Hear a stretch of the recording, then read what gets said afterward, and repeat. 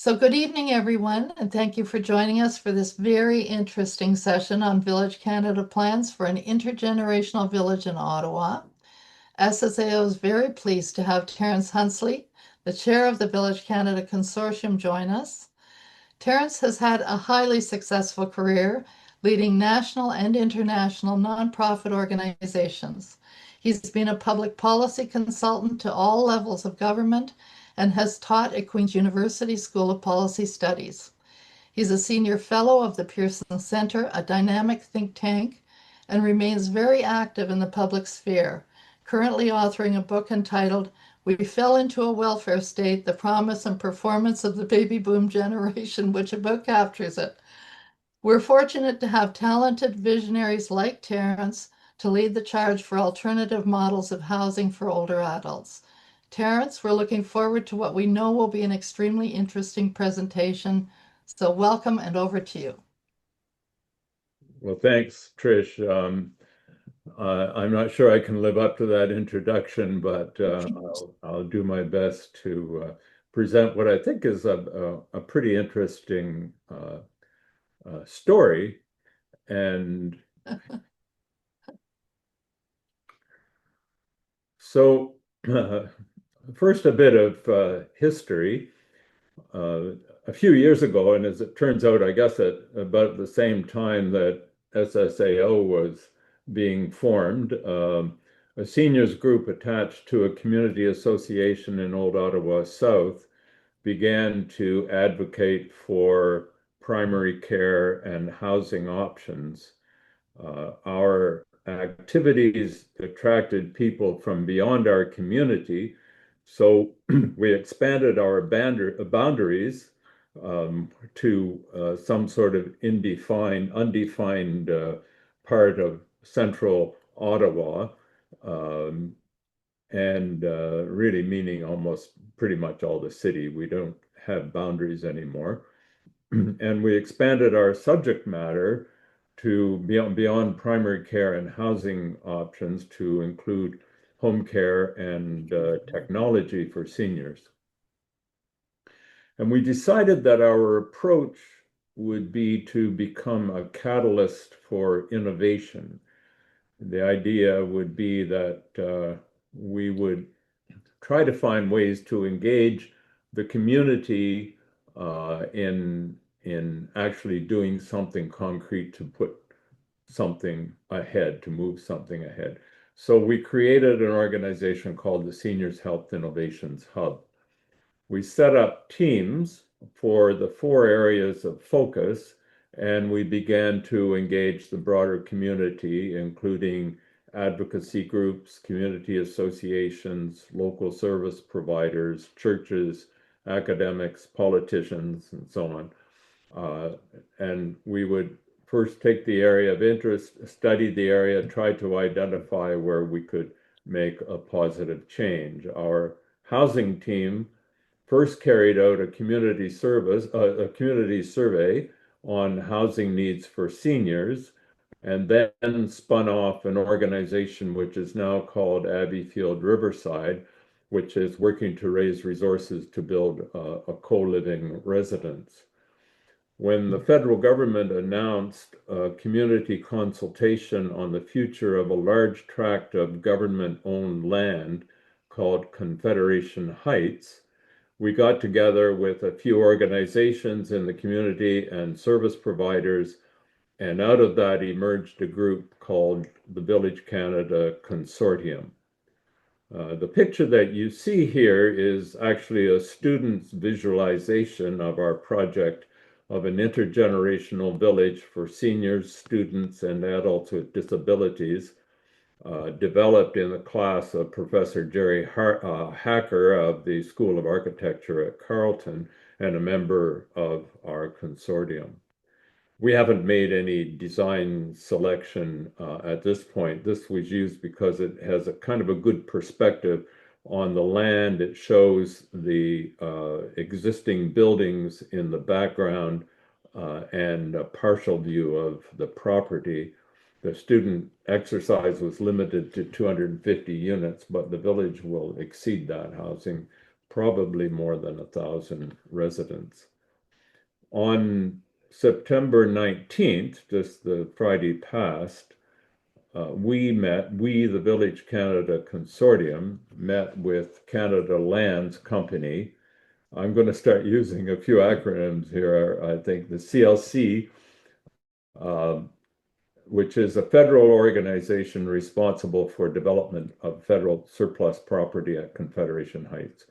We had consulted with them in the past, and we were now able to present our vision in somewhat more detail.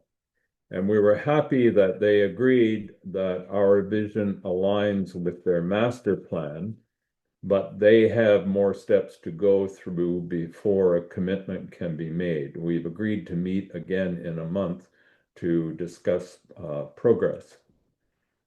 So since the federal election, when Mr. Carney was elected with promises of using federal land for development of housing to address the crisis in affordable housing, the government has created something called Build Canada Homes. I know you're aware of it because I've seen your brief on that.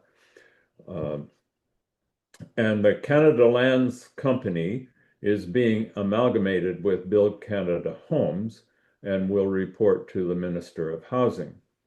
We are attempting to impart a sense of urgency to the government because there are so few appealing supportive housing options for seniors, and many of us are aging out of our homes. The federal actions bode well for Village Canada as they are intended to accelerate the construction of nonprofit affordable housing. And if we could go to the next slide, please.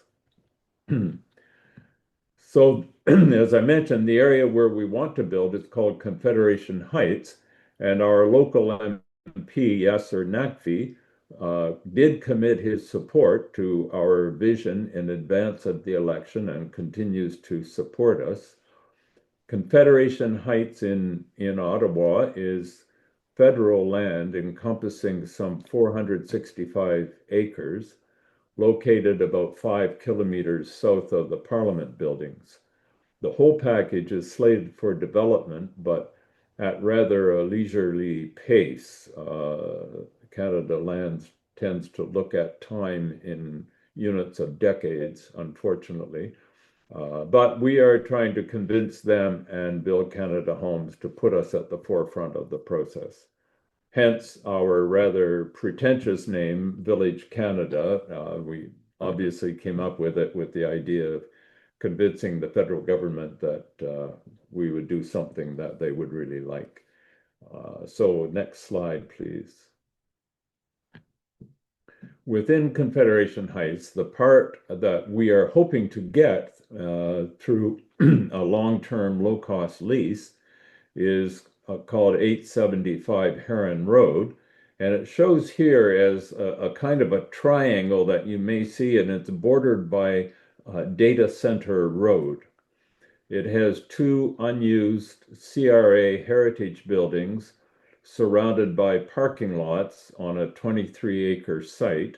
It is a beautiful hilltop location overlooking the Rideau River, and it is bordered to the north by a large recreation facility called the RA Centre. Next slide. The site is a perfect location for us because so many of the resources necessary to support the population and our services are in place in a setting that has drawing power.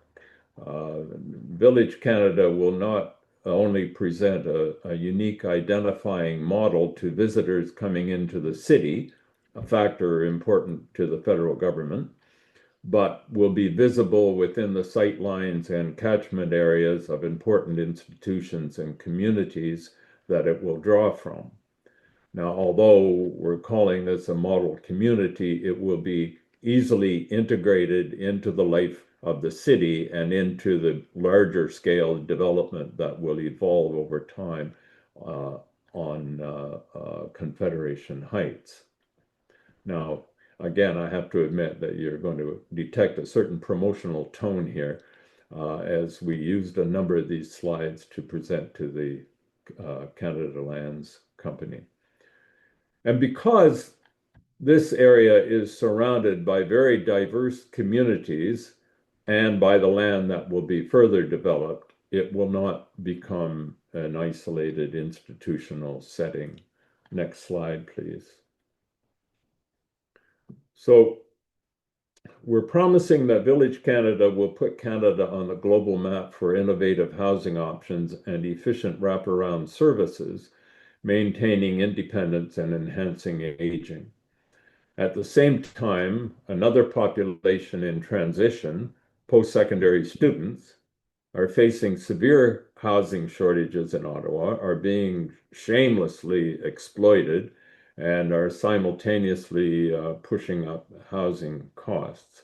We had a woman from Ghana stay with us for a little while she was looking for a more permanent housing, and she wound up in a kind of a rundown 3-bedroom bungalow, sharing that with 11 other people.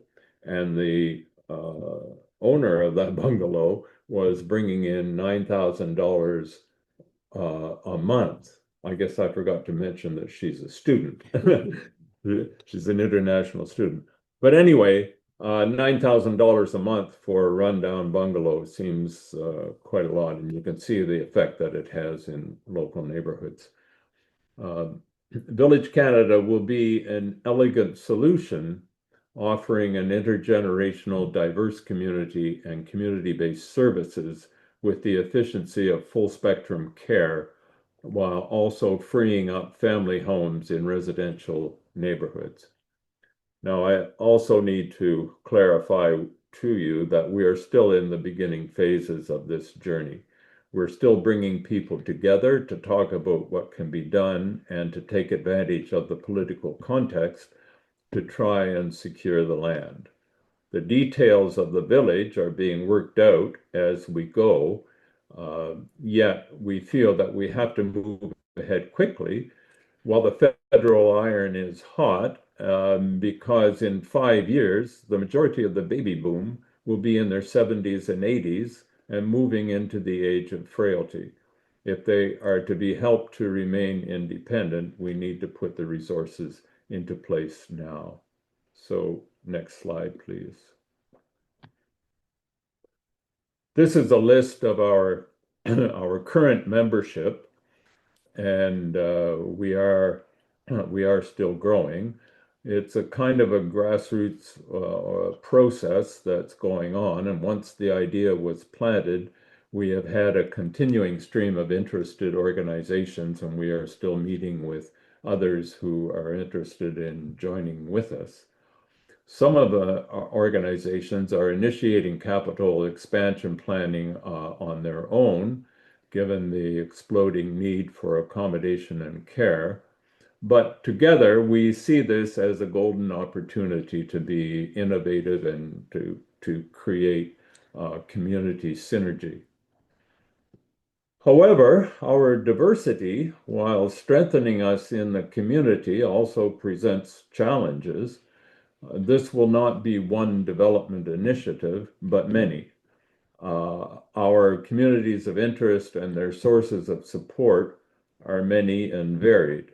The village will have a unifying theme and will be coordinated by the group, but several organizations will be doing their own development within that overall process. And that means that there's a lot going on to develop resources which must come from many different sources. Next slide, please. Well, there's a description here of Village Canada.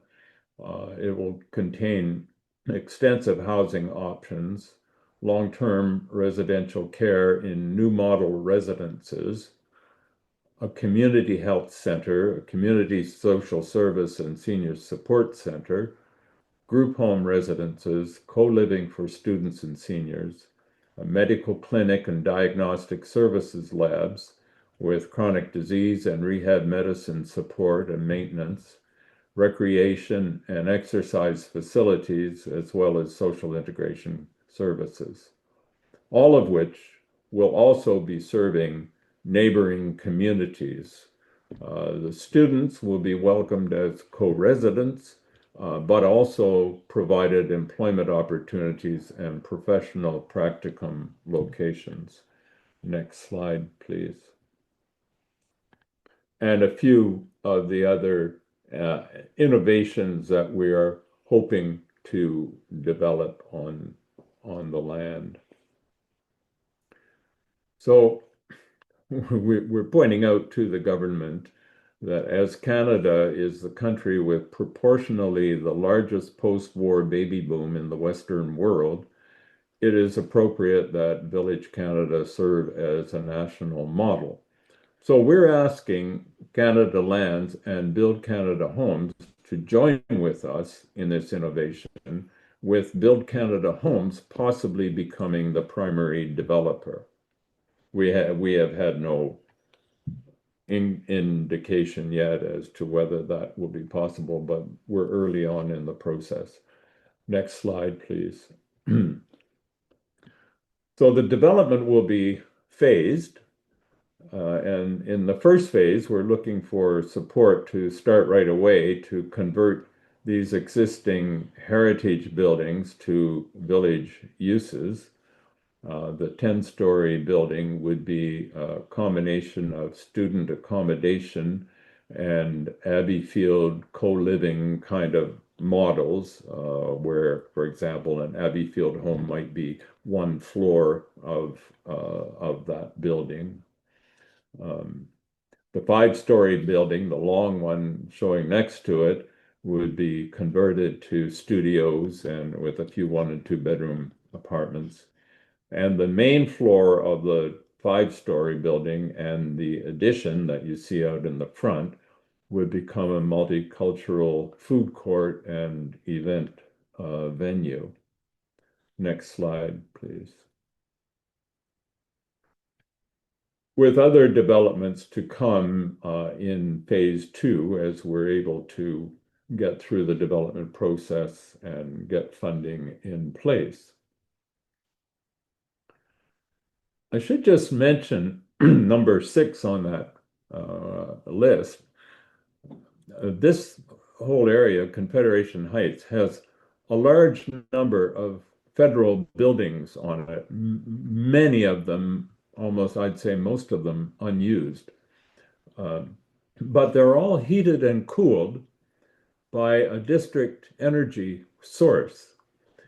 And we are hoping to be able to link into that energy source as well to provide heating and cooling for the village. And you'll see later on, there's a reference.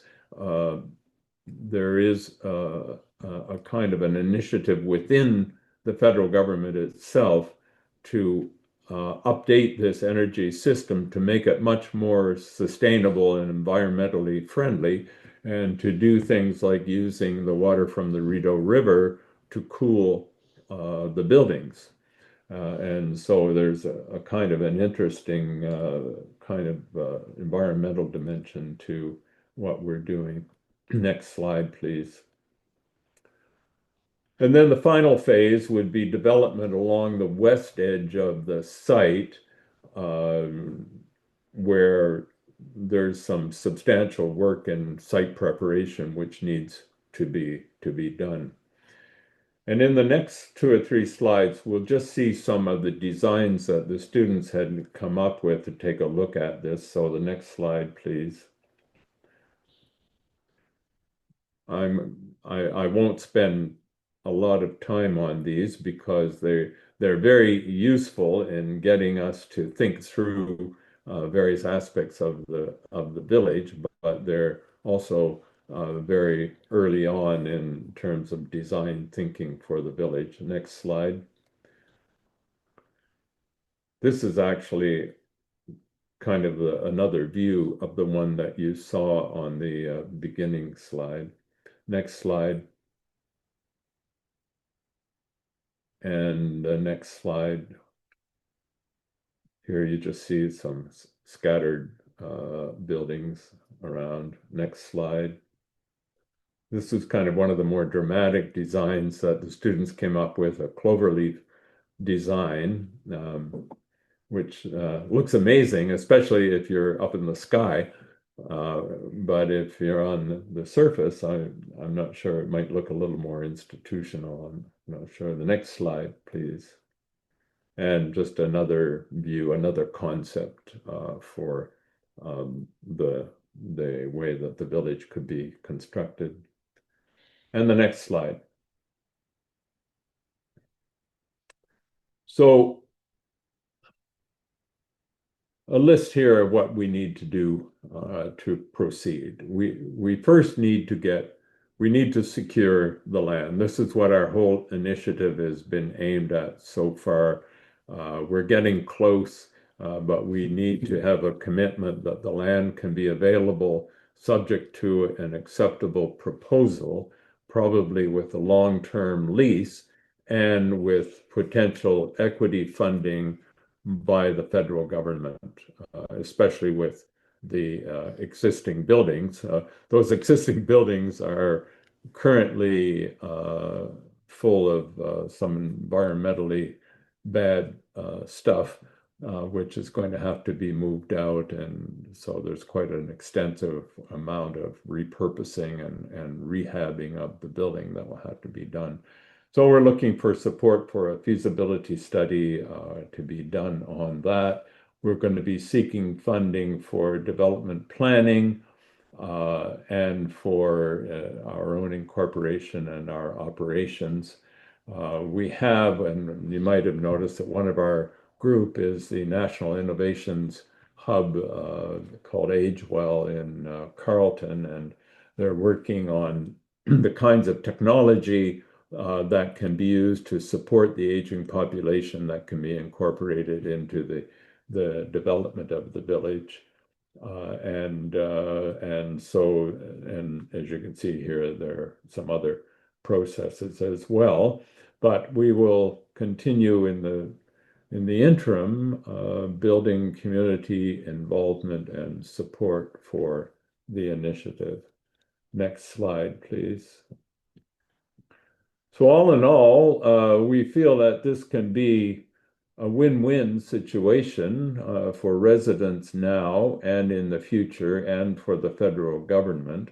Obviously, they want development to move quickly to have an impact on the Canadian economy, and this could be one of the larger projects that they could decide to support. And just to point out that this development will remain in the public domain in perpetuity, so that when society evolves and the boomers pass on, the village can adapt to meet new needs at the time. And the next slide, please.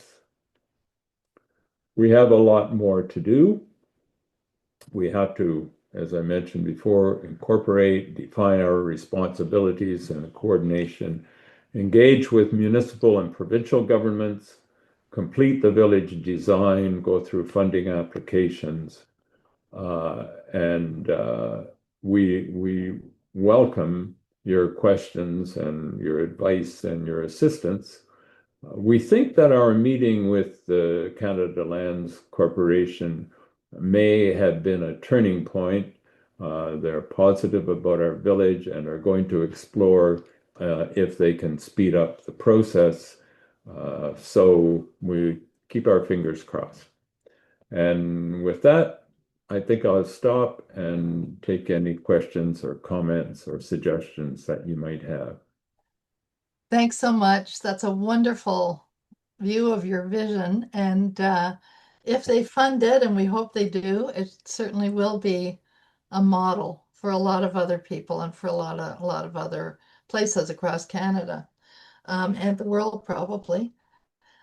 So people have questions now. If you go to where it says, I think it's React. Yes.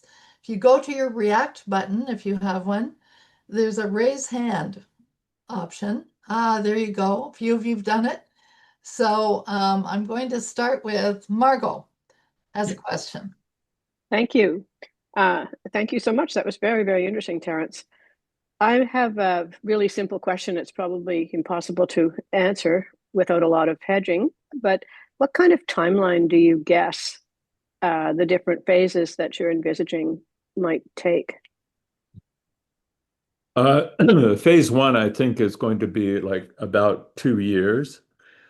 Um, and hopefully the advanced work for the rest of the development will be done in that time frame so that we start to get toward approval for specific buildings and that sort of thing in kind of a 2 to 3 year time frame. We would like to have some part of it, and I don't know how much, but some part of it in place in 5 years.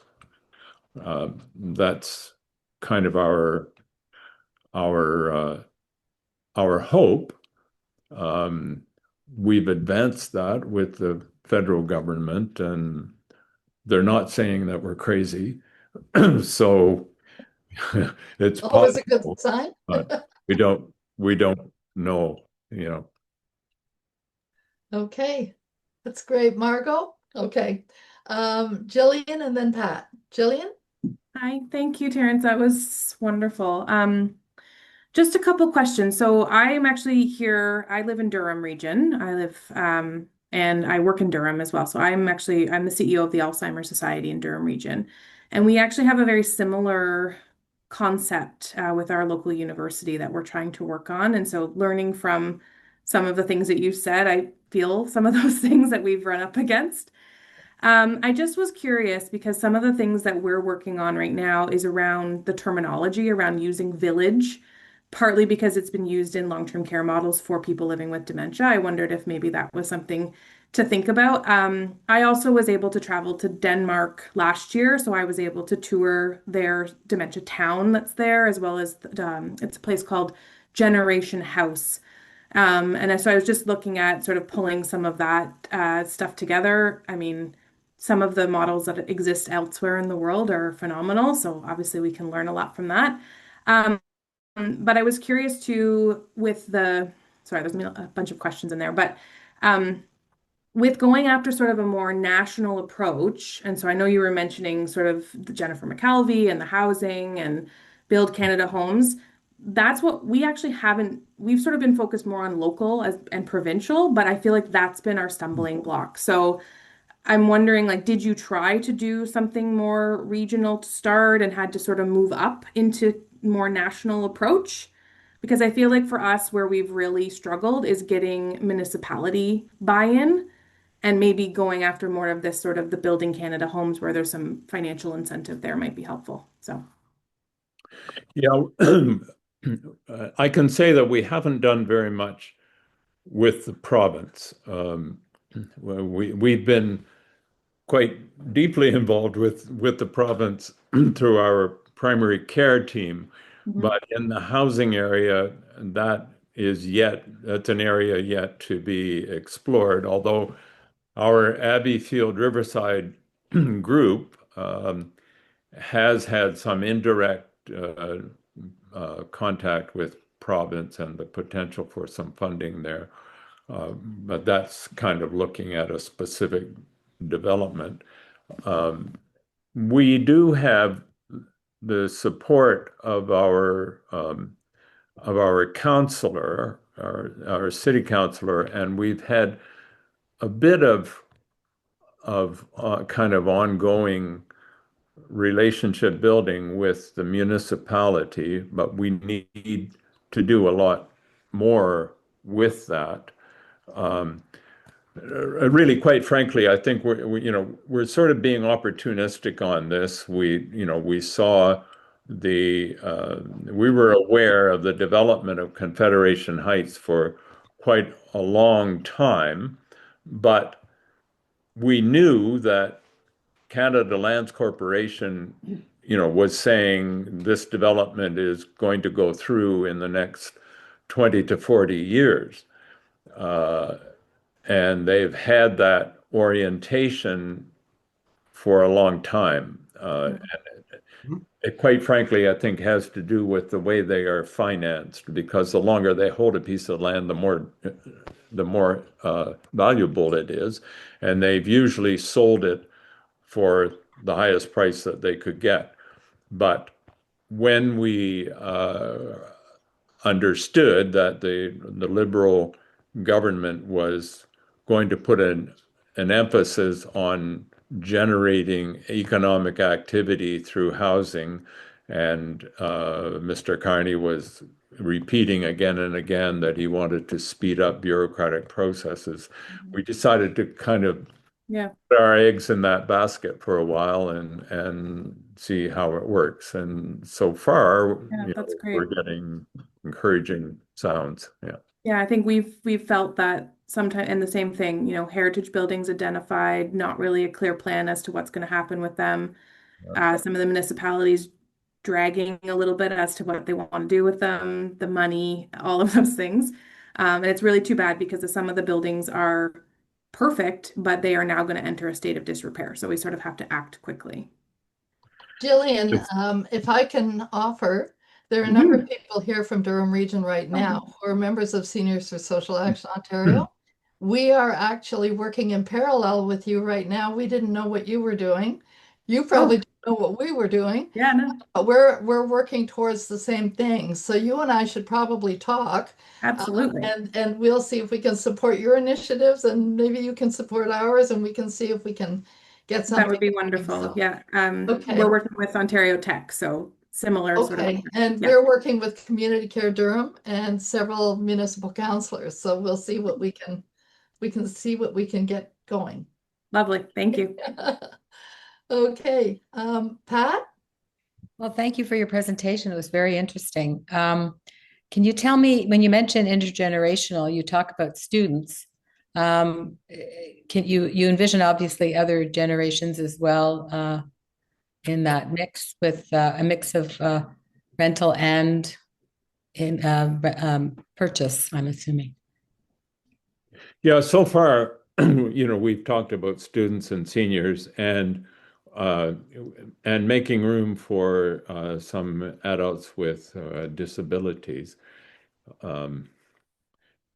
And it's not to be exclusive. We think that once things start to develop, there will be, more people of different generations and different interests become involved. But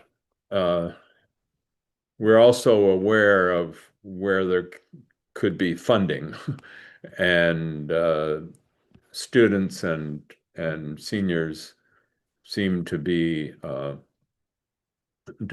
fundable to some extent right now, and so we've identified them. The other thing is that this hilltop, Heron Road, is just a walk across the bridge. There's a pedestrian bridge from there across to Carleton University, so it's a kind of an ideal spot for students from Carleton. Okay. Are there other questions for Terrance?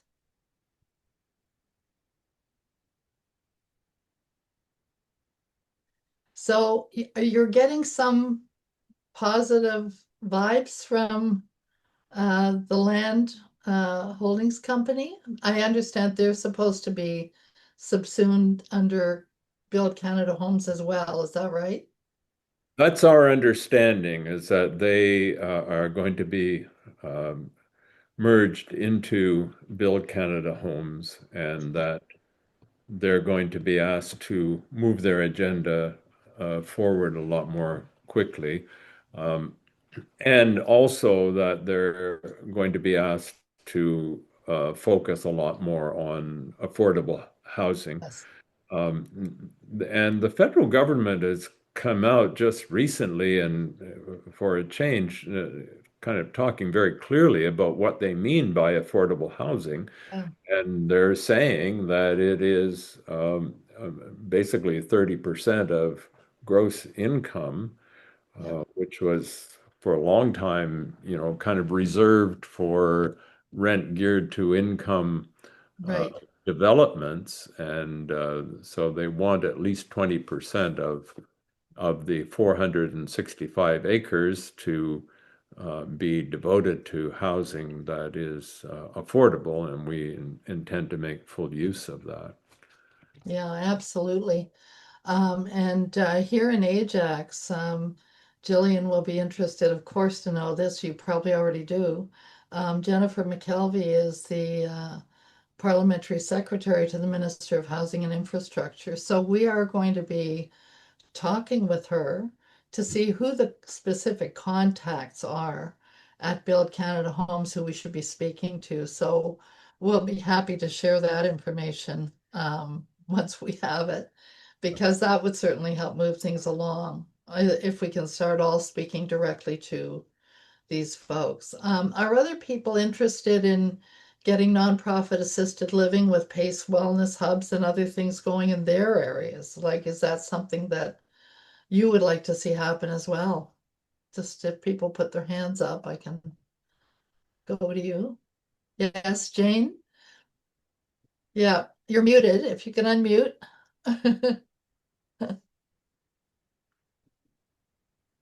There you go. Yeah, I was thinking Toronto, of course, but we don't have a lot of extra land. But I know near me right now, they're going to build about 8 condos, high rises, and take away all our trees and beauty. But Ah, anyways, and wouldn't it be a wonderful place? But anyways, yeah. I'm just interested in it for us in Toronto because I don't really want to move to a long-term care. I'm getting old and No, I don't think any of us do.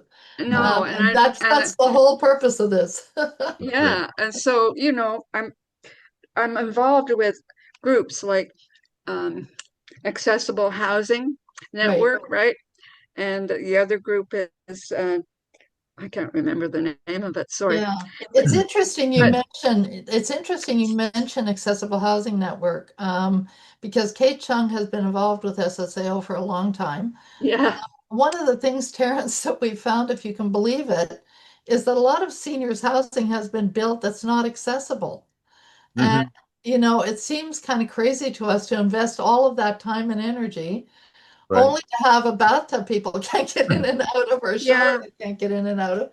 So, I mean, we're basically saying that any housing plans, we would like to see them finally be accessible, using yeah. universal design standards. And So, that's really important because we're working on that, trying to get more builders to do more accessible. right. And the reason I know Kate is because I live in this co-op for seniors, and when they built it, 30 years ago, they didn't think about accessible bathrooms. No. So after I moved in, we did a study and we decided to bring in someone to cut out our bathtubs so we could climb in them and put on Exactly. door things that you could push and then the door would open. We're still not all the way there, but here are the architects not even thinking about those sort of things. And we're having trouble now with why the doors are too narrow to walk through with our That's right. walkers and wheelchairs. So we have to be careful when you're doing that and Yeah. through Just make that. sure accessibility is critical.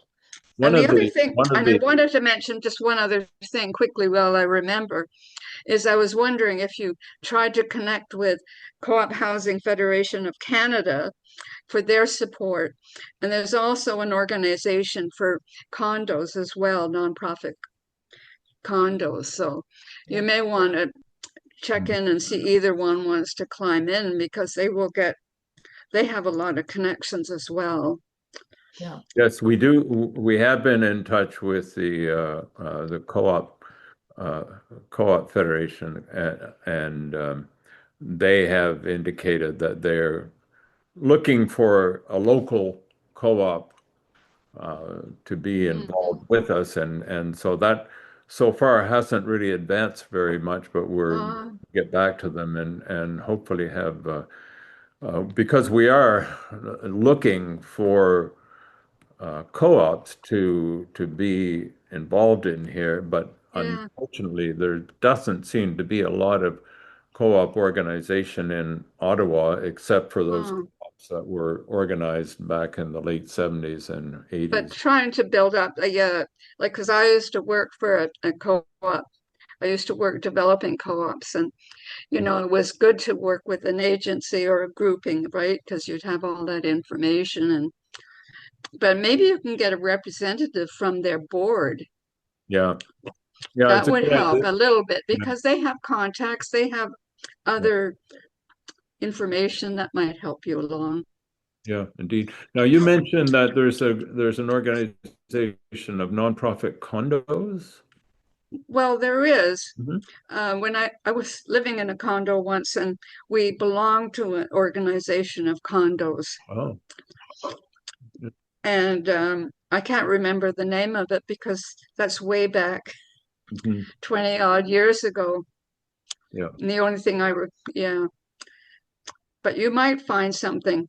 Mhm. Mhm. Thank goodness for Mr. Google. Maybe we can find it that way, Terrance. Perhaps. Yeah, Perhaps.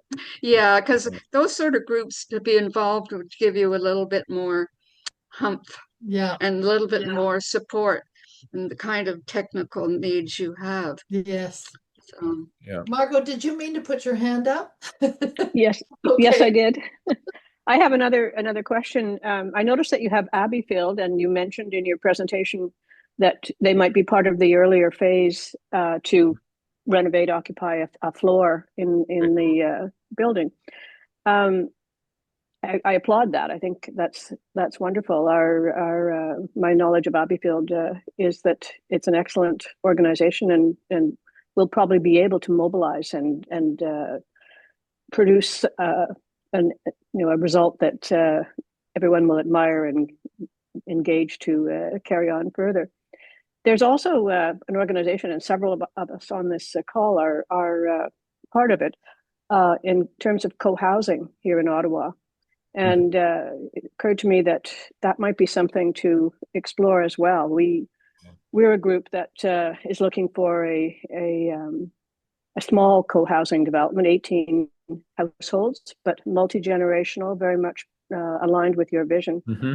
We're called Great Rivers because we hope to be near one of the rivers that intersect here in our wonderful city. But is there room for that kind of thing? We're probably in more of a hurry than your timeline presents, but we're also learning some good lessons about expectations on timing, not necessarily producing the timeline we dream of. No, that's kind of a common result, that we all want to do things quickly and then time goes by. Carolyn and I were both members of a co-housing group in Ottawa and here she is, just to prove it, called Concord Right. Housing. Oh, And yes, there is room in our group for a co-housing group. We have hoped that there would be one that would join with us, and we have a great river right in front of us. And but what I will say though is that this is going to be leased land, and it kind of means that we would be looking at things like life leases, purchase of life leases, that sort of thing, because we want the development to be available in perpetuity. So we have to have a way of figuring out how people can invest in it, but also how they can move on and us maintain, some kind of affordability. And we do have the Ottawa Community Land Trust involved in our consortium as well. And they're dealing with this question too. And they've had a couple of quite successful issues of community bonds and have sold out two offerings so far. And so we're hoping to involve them as well. But this is kind of an issue where with ownership, and we know we have a number of seniors in the area who would be interested in moving in and selling their homes because their homes are too big and not manageable anymore. And condos are basically cost the same as a home, and then they're taking on condo fees in in addition to that. So that's not a really great market for them. They would like to be with us, but we have to look at something like a life lease purchase or something of that. So if that could be of interest to your co-housing group, it's something that we Yeah. we How do we find out more about the life lease legalities? Is that something I've heard of it applied in seniors living, but Mhm. our plan is to construct to develop something that would be a home for Yes. the 18 households. Yeah. I'm sure we'd be open to not actually owning the land if we had a long-term arrangement that enabled us to live there and pass it on, because that's part of our concept. So Yeah, well Terrance, then I think there's room for some work Conversation. to be done yeah, there. Okay. Terrance, I can hook you up with Margot. Margot, I think you've sent in an email, right, registering? Yes, So yes, we'll have probably your when I email. registered. So I will hook you up with Terrance so you can talk. Yeah. Great. Yeah, Great. I'm also involved with the Council of Aging, Terrance, and I see that you're our speaker coming up in a few days. So I'll see you. Actually, um, Carolyn. as it turns out, I have a medical appointment that day, and Carolyn is taking over and is going to be the Oh, speaker. great. But we do have two members of the Housing Committee of the Council of Aging in our consortium, George Hartsgrove and Grace Welch, and so we're looking forward to speaking Does with that them. mean I have to change this presentation? Not for me, not for me. I'll absorb it again. Thank you. Okay. Does anyone else have questions for Terrance? I don't have a question, but I'd like to share. Last night I was at a Ward 3 meeting in Ajax, listening to people that were quite upset with our homeless situation. And I sit on an Ajax homelessness task force. Ended up by being able to answer a host of questions, also making them aware of SSAO and how things all come together in terms of frail adults. And there's been a heavy increase of seniors on the street. Yes. Um, one of the federal things that's happened is the Canadian Institute of Health Information, CIHI, has to now, every hospital has to record whether a person is homeless or not. So you can start to track it nationally and locally to see where these folks are going, and they're going back to the street. They're not couch surfing anymore. They're back in either a shelter or they're just literally on the street. That's right. I ended up by getting 4 people to join, and the whole meeting was quite stirred in terms of the need and the compassion that is needed for people that are not just aging but are unsheltered. Right.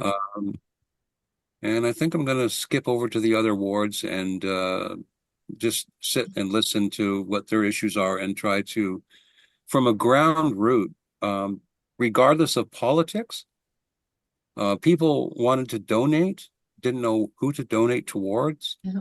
It was really a great experience. Yeah. Well, you're our best ambassador out there, Keith, and it's true. Once and this just happened tonight again with Jillian. If we can all get on the same page and support one another. Yeah. It doesn't mean we have to all do the same thing, but we can be supportive of one another, I think. And so getting people together in your area, all of whom start talking to your municipal councilors, start talking to your MPPs, your MPs, and I think those of you who are here from Ottawa, by all means, get in touch with us if you want to join with Terrance in getting this going forward. We're happy to link you up. So you just email us, seniorsactionontario@gmail.com. We'll send you the slides anyway after this presentation, so that's the email that you can respond to, and we can just link everybody up. Because I think that that's what's been happening is a lot of people, Keith, and you know this and I know it, have been working on various issues, but they've been doing it in isolation. And the nice thing about a provincial organization is we can start to bring people together, Exactly. share the information and support one another so that we can start getting some things done. Yeah. Because God knows we need to get things done. None of us are getting any younger. And it's a systems issue, not a program issue. That's I right. sit on a subcommittee looking at micro homes, Right. you know, tiny homes, micro homes, granny flats, whatever you want to call them. Yeah. And you know, that's wonderful. And to this point, a lot of things have been made in the United States and shipped here, and we have 9 places that will build them for us within an hour's drive of Exactly. Ajax. Exactly. Yeah, we And need to start using Canadian materials, and I think that's what Build Canada Homes has in mind. yes, So that we're employing our own workers as well. So we're totally on side with the federal agenda on this. Yeah. Now it's a matter of we'll try to locate the key people inside Build Canada Homes who can work with projects. And we'll see if we can get some things going. So, but in the meantime, do talk to your counselors. Yeah. On the Seniors for Social Action Ontario website, you'll see under editorials and advocacy and the research and policy tabs, you'll see all of the different models, and you can just print those out and take them with you and just hand them to your counselors and say, this is what we want. That's the easiest way to probably do that. So by all means, go ahead and do that. So are there other questions people have before we wrap up tonight? Anybody else? I might just mention that we are going to be meeting in the next couple of weeks with Ottawa Community Housing, which is a major developer of mixed income housing. And so we may be touching on, to some extent, on the homeless issue as well. I'm not, I don't really know that and can't say, but Ottawa community housing for sure has a major role in that sense. And we are hearing it, every week sort of thing from another organization that is identifying that they could have a role with us. And we're encouraging that, because even though we're looking at like 23 acres, we really think of this as a process of development that once we get going would continue to go. And there's a lot more room in that particular area of Confederation Heights, but B, it's also the sort of thing that you can continue to develop into communities as you go along. And I've seen, some of their work on small homes and that sort of thing that really builds on that idea. It does. And small homes can be a floor of an apartment as well, a building as well. There's a variety of different housing models that are possible. And so the main thing that we have been saying is older people don't want to be segregated.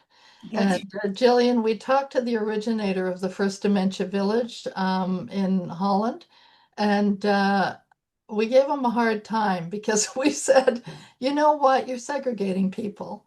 And we don't want to label and segregate people. People need to be included. And so one of the things that we've been doing is we've been, pushing the whole notion of not-for-profit homes in neighborhoods that are repurposed and staffed 24/7. And I know the Alzheimer's Association has been supportive of these small home models as well. So, and they have them in the US, they have them in parts of Europe. We don't have very much in Canada. So we need to get going on that. And that needs to be a part of these kinds of developments. So we're Was going that Frank that you spoke with? Sorry? Was his name Frank, who you spoke with? About, From the original, the Hugway, the dementia village. Do you know who you spoke with? Harry, do you remember his name? It was Van something.